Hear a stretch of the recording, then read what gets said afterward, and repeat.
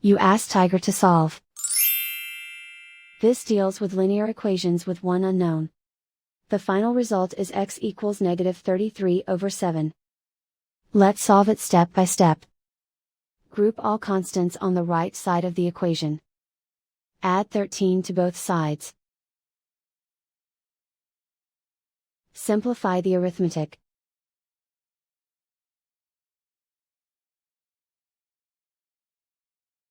Isolate the x.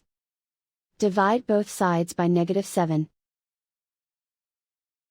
Cancel out the negatives. Simplify the fraction. Move the negative sign from the denominator to the numerator. And so the final result is x equals -33/7.